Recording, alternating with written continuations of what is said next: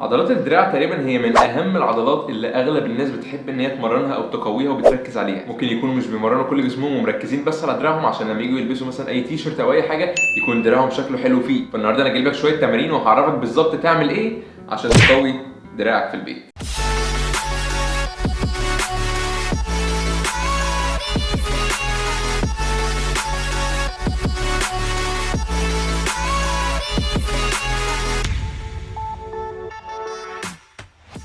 اول حاجه لازم تبقى عارف الاناتومي بتاع دراعك او ان هو دراعك دوت متكون من ايه. انت عندك دراعك فيه الترايسبس وعندك البايسبس. الترايسبس هو الجزء الاكبر من دراعك، يعني البايسبس نعمل كده مثال عملي.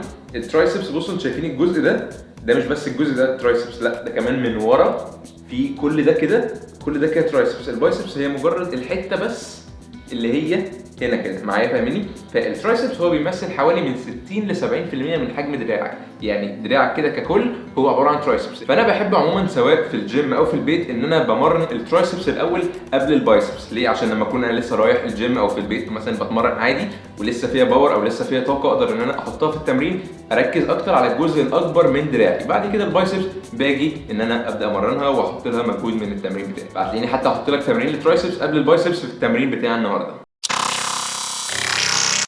تاني حاجه من ناحيه التمرين وهي ان احنا هنعمل عدات زياده شويه. هتلاقي في بعض التمرين هيكون فيه اوزان. طيب انا دلوقتي ما عنديش اوزان وعايز اتمرن في البيت من غير اوزان من غير اي حاجه تقدر تستخدمها. انا مستخدم دمبل عندي في البيت، دمبل كان خفيف استخدمته في ان انا اصور الفيديوهات دي، ولكن مش شرط ان انت تجيب دمبل مخصوص عشان تتمرن. ممكن تتمرن بازازه ميه كبيره، كيسه تحط فيها كتب او تحط فيها اي حاجه تقيله فيبقى وزن معاك. اي وزن تشيل، كرسي، كنبه، اي حاجه تقدر تشيلها تستخدمه كدمبل، حاجه كده تكون تقيله تقدر انت تتمرن بيها. مش هتفرق خالص انت في البيت، فمش فارقه ان انت تكون جايب حاجه بروفيشنال او حاجه جامده جدا عشان تتمرن التمرين بتاعك. فهنعمل عدات زياده ليه شويه عشان انت اكيد الحاجه اللي هتتمرن بيها مش هتكون تقيله قوي زي مثلا الجيم انت مثلا عندك دمبل 30 كيلو بيكون حجمه مثلا افريج كده، لكن انت مثلا لو جبت حاجه حجمها كده في البيت هي مثلا ممكن تكون ازازه ميه او حاجه فبالكتير مثلا هتكون 5 6 كيلو. لو انت بقى جبت مثلا كيسه او حاجه اتقل اوكي مفيش مشاكل. فهنركز ان احنا نعمل مثلا عداتنا هتكون من 15 ل 20 عده لكل مجموعه. هنلعب 4 مجموعات من 15 ل 20 عده، وهنهتم جدا بالاداء. الاداء بتاعنا عايزين يكون 100%، مش عايزين نعبط كده مجرد ان احنا بنعمل العدات بتاعتنا خلاص، لا عايزين نهتم جدا بالاداء عشان نستفيد من التمرين ديت كويس جدا. وتالت حاجه بقى ودي الاهم في كل عضله وهي الاكل. عضلات يعني اكل، ما ينفعش تكون انت بتتمرن ومش بتاكل كويس ومنتظر ان انت تكون عايز تعمل عضلات كويسه. ودي غلطه من الغلطات اللي انا عملتها في بدايتي في الجيم. كان في فيديو منزله عن الغلطات انا عملتها في الجيم لازم تتجنبها عشان هتوفر لك وقت كتير جدا. هسيب لكم اللينك بتاعه في الديسكربشن. غلطه ان انت تكون بتتمرن. انا كنت بتمرن كويس جدا وكنت بروح الجيم ساعتين كل يوم وكنت يعني بفحت نفسي بمعنى الكلمه، ولكن ما كنتش باكل كويس. فانت لازم تبقى عارف ان انت في التمرين انت بتهدم العضله، انت مش بتبني حاجه في التمرين بتاعك. انت في التمرين بتاعك بتحاول ان انت تقطع الياف عضليه على قد ما تقدر في التمرين. بعد كده بتيجي بقى مرحله ان انت تبني عن طريق الاكل. فلو انت هدمت فقط وانت مش بتبني او مش بتاكل كويس فانت كده مش هيكون في اي عضلات او مفيش اي تطور هيحصل لك. لازم تهتم جدا ان اكلك يكون فيه كميه بروتين كويسه، كميه كارب كويسه. برده ما ينفعش ان انت تهمل الدهون، هتكون دهون صحيه. وعلى قد ما تقدر حاول ان انت تزود كميه البروتين عشان البروتين هو الحاجه الاساسيه اللي هنستخدمها في ان احنا نعمل عضلات. ودلوقتي هنخش في التمرين على طول.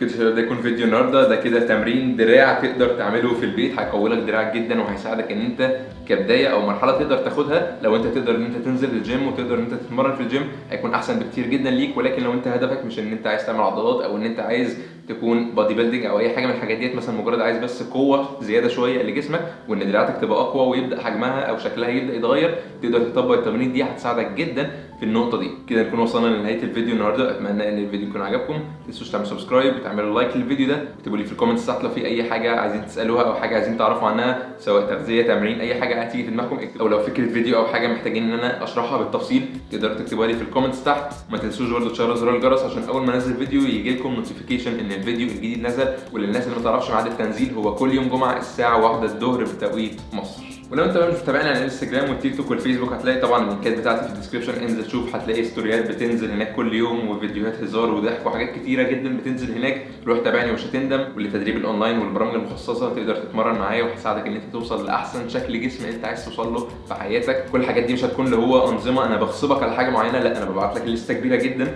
بتفهمني عن يومك وطريقه يومك بيمشي ازاي او ان انت بتعمل ايه على مدار يومك، وبعرف منك الاكل اللي انت بتحبه والاكل اللي انت مش بتحبه، عشان لما اديك نظام ما يكونش حاجه تلخبط لك يومك او تلخفن لك اليوم، لا انت تكون حاجه متنسقه على حسب يومك انت ماشي ازاي وكمان على حسب الاكل اللي انت بتحبه. فيكون الموضوع سهل جدا وبسيط. يعني الموضوع بيكون اكتر كلايف ستايل. الموضوع مش بيكون انا مجرد عايز ان انا اوصل لشكل جسمي خلاص في وقت معين بعد كده خلاص خلصت انا هرجع لجسمي تاني اتخن او ايا كان انا رفيع او ايا كان عايز اعمل ايه. الموضوع لايف ستايل، فلازم ان انت تحب الموضوع ايا كان هدفك انت عايز تعمله ايه، سواء ان انت عايز تخس وزن، عايز تبدا تزيد عضلات، عايز تبدا تخس وزن وتعمل عضلات في نفس الوقت، ايا كان هدفك انت عايز تعمله لازم تبدا تحب الحاجه، والا هتزهق بدري بدري وهتلاقي نفسك استسلمت وما عملتش اي حاجه في الاخر. فهتلاقي لينك الواتساب تحت، ابعت لي هناك هاشتاج اونلاين كوتشنج، هيتبعت لك هناك كل التفاصيل وكل الباقات التدريب المتاحه معانا، تقدر تختار الباقه اللي تناسبك. هتلاقي حاجات كتيره جدا هتعجبك هناك. واشوفكم الفيديو الجاي. سلام.